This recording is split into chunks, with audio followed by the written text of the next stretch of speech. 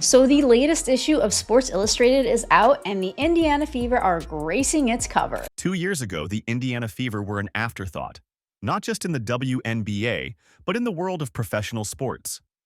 Their games were practically ghost towns, half-empty arenas, zero media buzz, and a roster that seemed destined to live in the shadows. Nobody feared the Fever. In fact, most people forgot they even existed.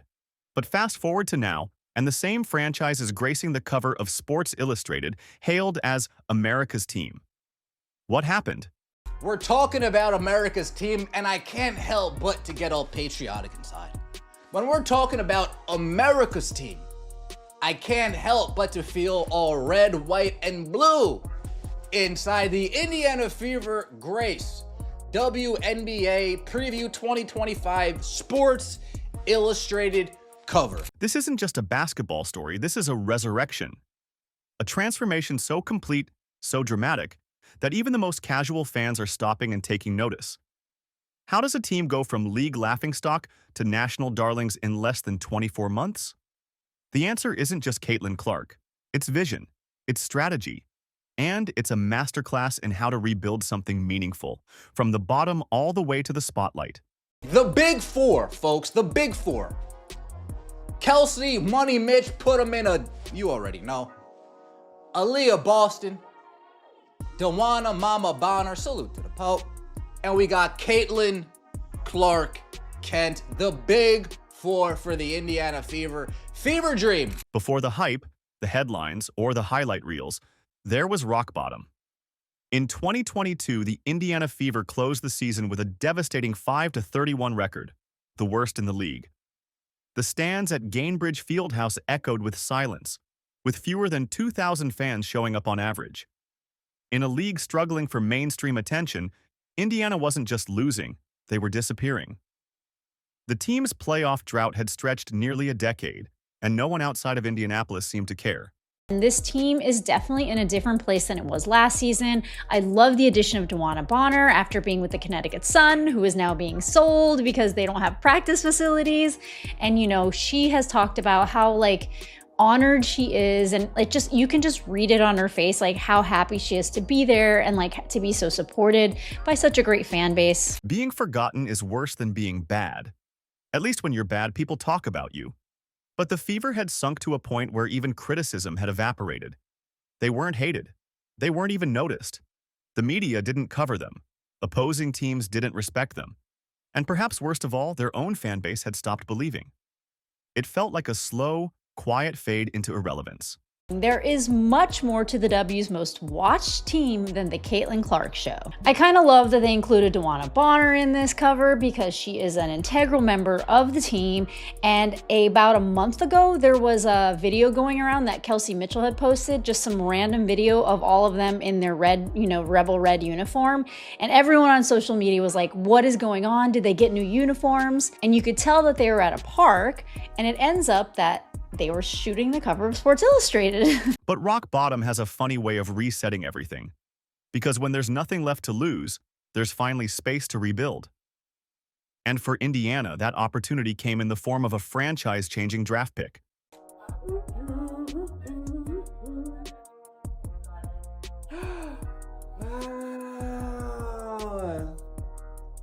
This turned out so good. This period fever dream. Y'all wish that was you, huh? My bad. Oh, this looks so good. Ooh, that is fire. And now the reveal for everyone waiting. Wow. Just beautiful. Beautiful work of art. I love it. That's sick. The first shift in Indiana's fortunes didn't come with bright lights or viral headlines. It came quietly in the form of a draft card in 2023 that read, Aaliyah Boston, first overall pick. She wasn't just a great player, she was a culture changer. With Boston on the floor, the Fever finally had someone to build around. Her maturity, basketball IQ, and post presence gave Indiana something they hadn't had in years: identity. Oh, it's so good! It looks so good!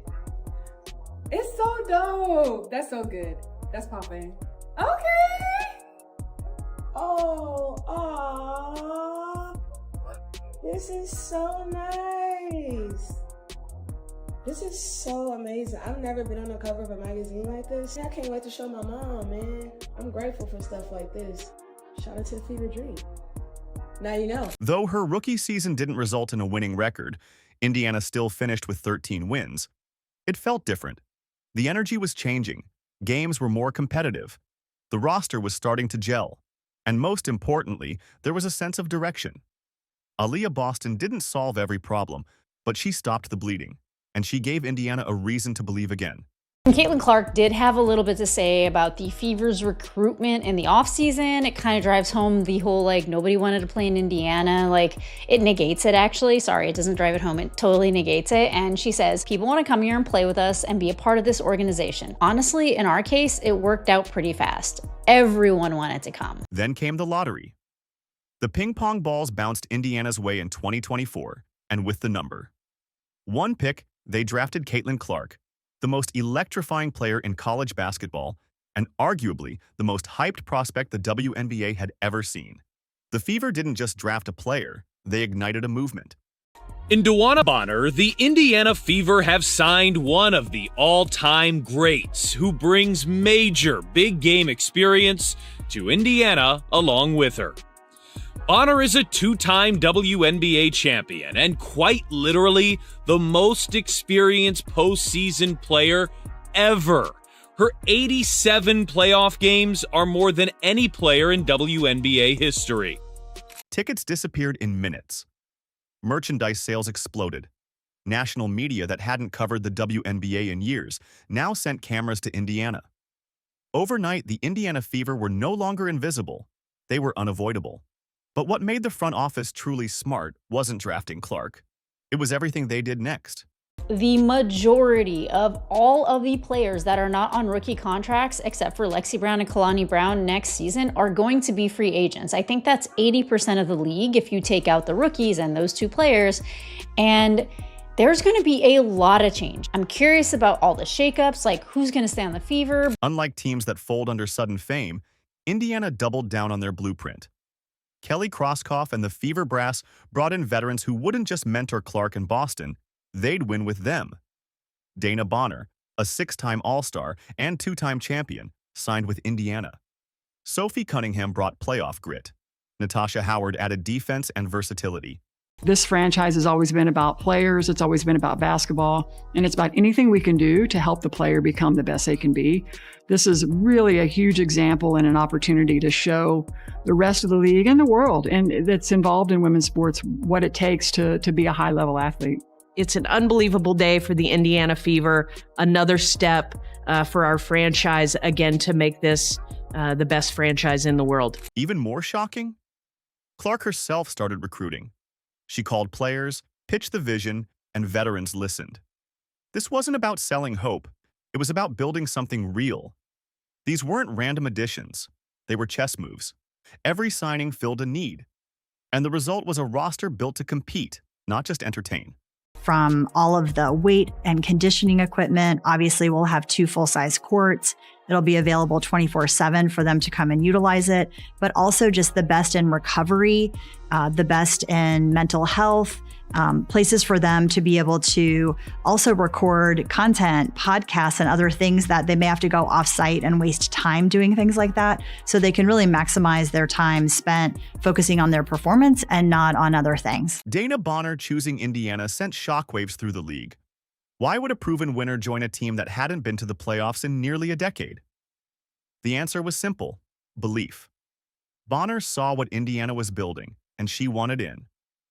With more playoff games under her belt than any player in WNBA history, Bonner brought championship pedigree to a team craving exactly that. We knew that Caitlin Clark was this phenomenal talent, but she was entering a league that she was not familiar with. She was a rookie. The Indiana Fever have been actively building and rebuilding their organization and this team, and they have a lot of incredible pieces. But the fact that they were able to get into the playoffs and be a team that, although they didn't, advance far in the playoffs, they were a team that we kept saying, if you face them, they're gonna make it difficult for you. That organization then saw that and said, we are capitalizing on this and we're doing it now. And her arrival wasn't symbolic. It was foundational. Her leadership in the locker room, her toughness on the court, and her ability to balance the egos and energies of a young roster made her the perfect glue. This wasn't supposed to happen, but Indiana was no longer the team players avoided. They were becoming the team stars flocked to. But there is one excerpt that was kind of fun, and of course it's about her getting stronger, and it's about her arms and her weight gain and her in the weight room. But the funny thing about this excerpt is that she went to try her jersey on and she thought that it actually got smaller, and it goes, Clark's top priority was getting stronger. She hit the weight room 4 times a week. The change was pronounced enough that when given her uniform for the photo shoot with Sports Illustrated, Clark asked if it was a smaller jersey than when she wore last year. Same size, replied the equipment manager. You're filling out more. You don't spend $78 million unless you believe in something. That's exactly what the Fever did. Their new 108,000 square foot practice facility rivals any NBA setup. 2 full courts, top-tier recovery, and mental health amenities. Media production rooms. A space open 24/7 for athletes to train, recover, and grow. And she worked to complement that strength with better finishing ability, etc., etc., etc., developing a floater like we kind of all know. It's just really funny that she thought that the jersey got smaller and she's just like yoking up. This isn't just a facility, it's a statement. A commitment to excellence, a message to players that their careers matter beyond game day. That level of investment didn't just attract top talent, it kept them. Players saw the resources, the culture shift, and the future. And suddenly, Indiana was no longer just a team. It was a destination. Oh, it's finally here! Beep, beep, beep, beep. Let's go, day 1. While the headlines were filled with logo threes and viral passes, what fans didn't see was Clark arriving before sunrise. Hitting the gym, watching film, studying teammates. She didn't treat her rookie season as a success. She treated it as a scouting report on herself. Then she went to work. Excited! Ooh, day 1, I'm excited. Let's go. It's go time. Go Fever. Excited. Ready to see what happens. Pretty good. Ready to get started. Let's do this. Come on. She hit the weight room 4 times a week, focused on finishing through contact, built a mid-range game to complement her deep shooting. The transformation was so real she thought her jersey shrank. It hadn't.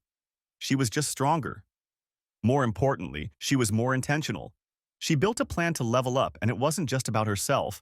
It raised the bar for the entire team. Caitlin Clark, Angel Reese, Fever, Sky coming up. WNBA season opener for both teams. There's always extra hype when they play. It's fireworks whenever these 2 teams meet up. Veteran Kelsey Mitchell noticed the shift. Early mornings became earlier. Optional workouts became mandatory by choice. Clark's presence made complacency impossible. Even off the court, her bond with Lexi Hull became a catalyst for growth. The 2 pushed each other daily, sharpening both their shooting and defensive footwork. I don't know if the Sky have the horses to keep up with the Fever. We've seen variety of scoring around Caitlin Clark, so I think their firepower will be just too much. This wasn't just a team anymore. It was a culture. Coaches created personalized development plans for each player. Everyone bought in. And suddenly, what once felt like a slow rebuild became a lightning-fast evolution. The Fever were no longer chasing potential. They were living it. This franchise has always been about players. It's always been about basketball. And it's about anything we can do to help the player become the best they can be. This is really a huge example and an opportunity to show the rest of the league and the world and that's involved in women's sports what it takes to be a high-level athlete. It's an unbelievable day for the Indiana Fever. Another step for our franchise, again, to make this the best franchise in the world. Opening night isn't just the start of a new season. It's the first real test. And it couldn't be scripted better. Caitlin Clark versus Angel Reese. Indiana versus Chicago. Speed versus size. Media versus substance. Ticket prices have soared. Reporters who once ignored the league now fly in to cover it. Have you guys been explicit so far about wanting to win a championship this year? And Yeah, I mean, absolutely. what does success then look like? I mean, is A that championship. success? Chicago's front court is big, bruising, and dangerous. They expose exactly where Indiana has struggled. Coach Stephanie White called it out, "We need to rebound by committee. If they don't, the Sky will dominate the boards. But if Indiana runs, if Clark and Mitchell get loose in transition, the Fever can flip the script." We're not here to chase greatness. We're here to claim it. Our ambitions don't fit into headlines or highlight reels. So if you thought we arrived, 2 more for Boston. now you know. We're not here for the moment. We're here for the takeover. This isn't a Cinderella story. It's a blueprint. A once-forgotten franchise now stands as the face of a league on the rise. Indiana didn't just draft a star, they built a dynasty in real time. Their mantra isn't for show. We're not here to chase greatness. We're here to claim it. May 17th is more than a season opener. It's a moment, a litmus test, a coronation waiting to happen. The Indiana Fever are no longer just a team, they're a movement. And this is just the beginning.